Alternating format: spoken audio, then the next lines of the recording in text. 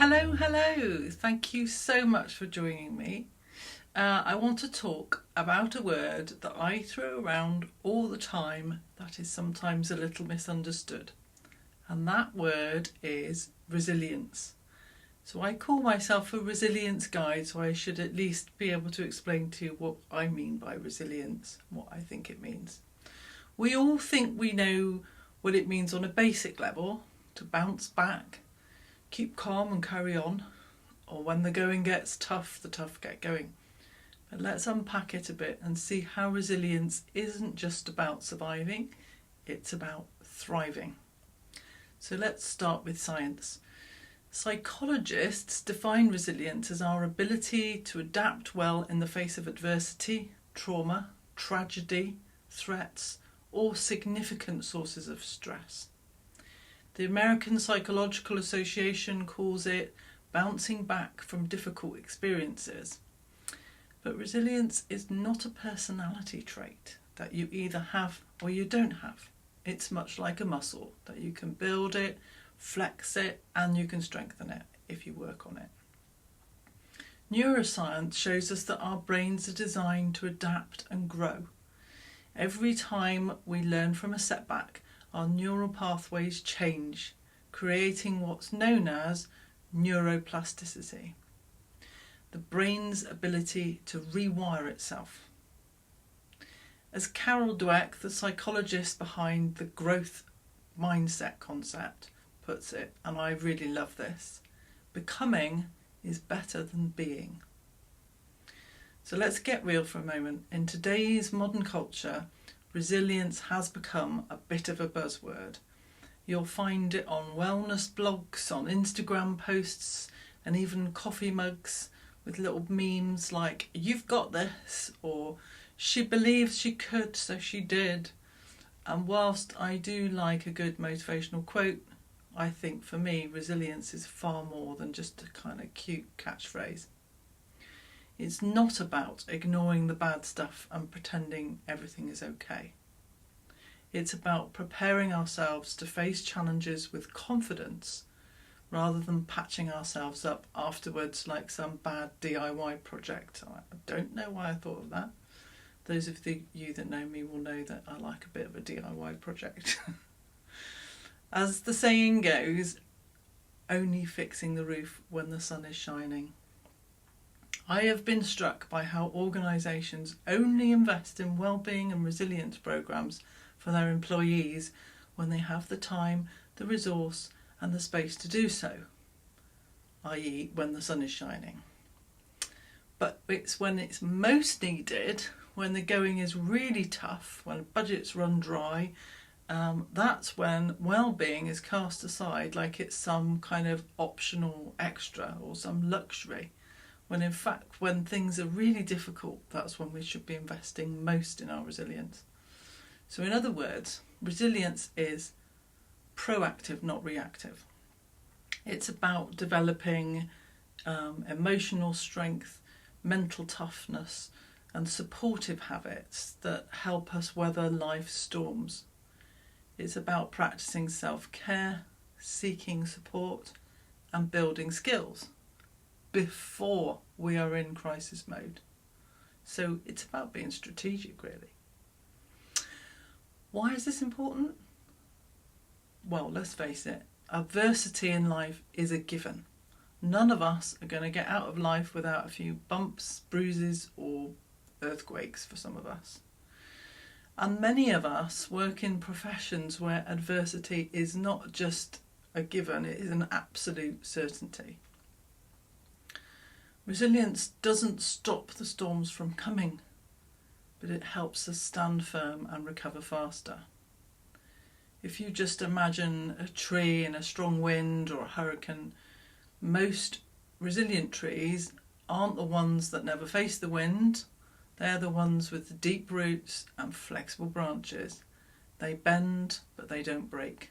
I think it's I have one just outside the window here, the eucalyptus tree, which is one of the most resilient trees. And that's what resilience is all about. It's about learning to bend without breaking or snapping.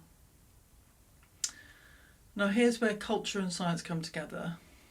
Research shows us that resilient people share certain habits. 1, they cultivate optimism. They're optimistic people. 2, they maintain strong social connections.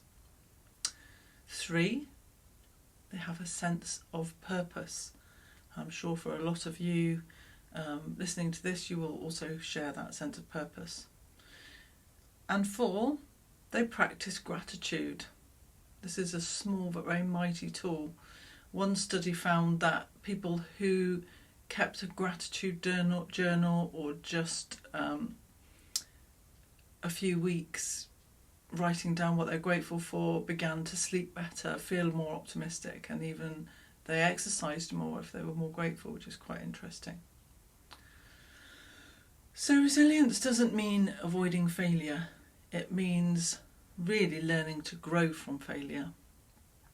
So I want to talk a little bit about whether we already feel damaged and how this might impact our resilience, whether we can indeed grow from it. A great book introduced to me as a TRIM or trauma risk assessor is The Body Keeps the Score, which is a good read by Bessel van der Kolk. The book sets out for us how some of the most challenging events and situations in our lives leave their mark.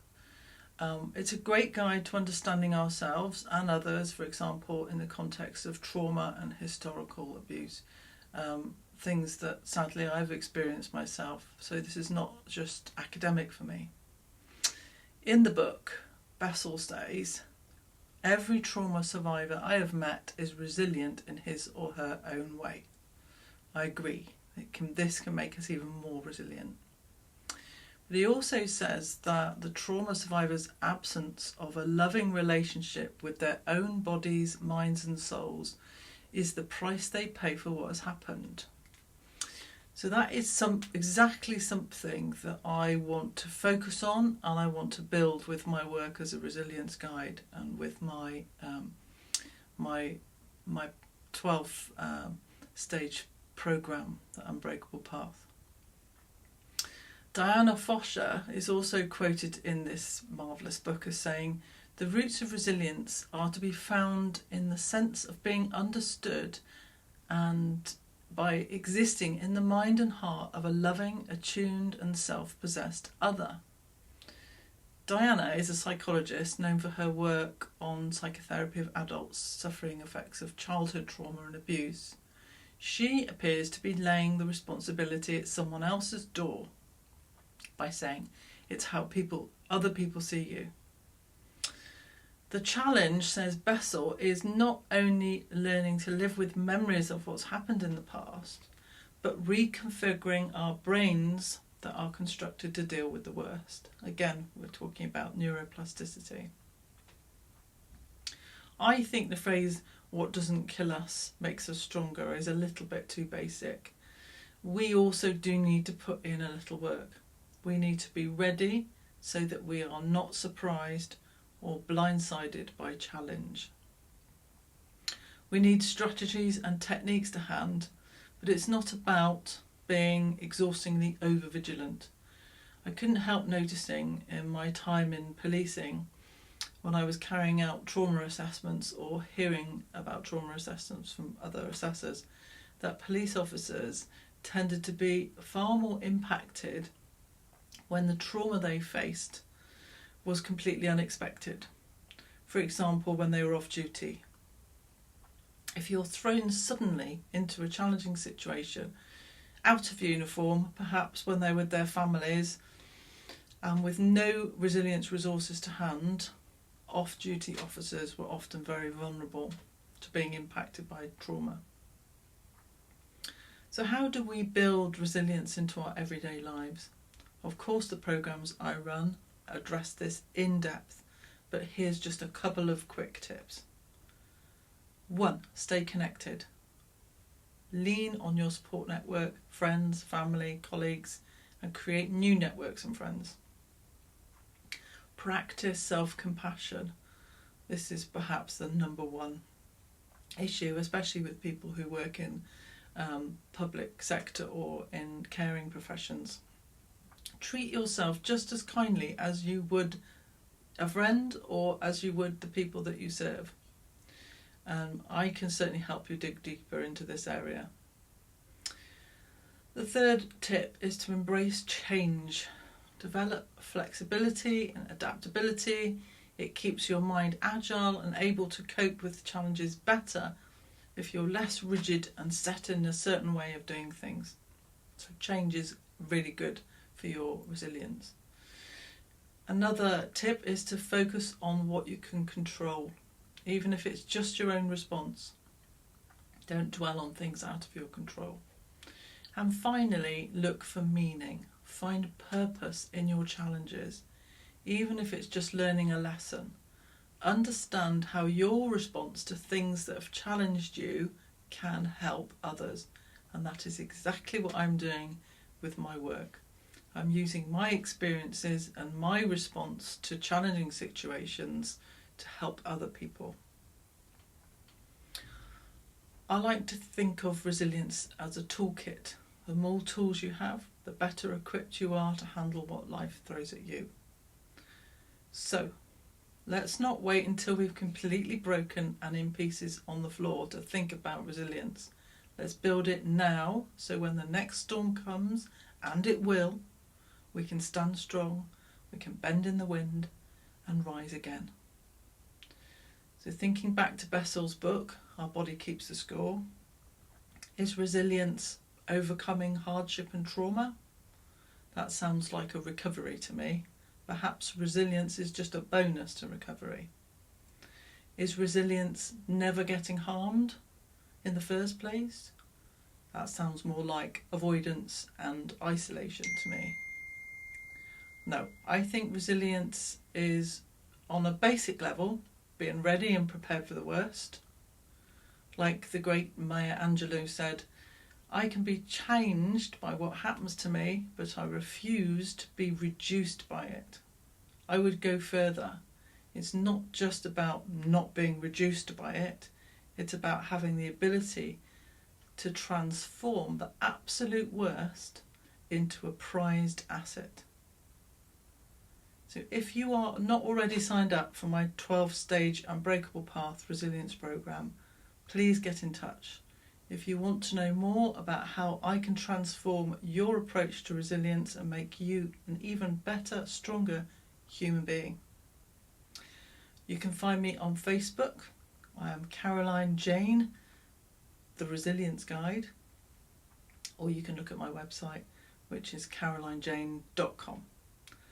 Do get in touch, and I'd be very happy to help you with your resilience now that we understand what it's all about.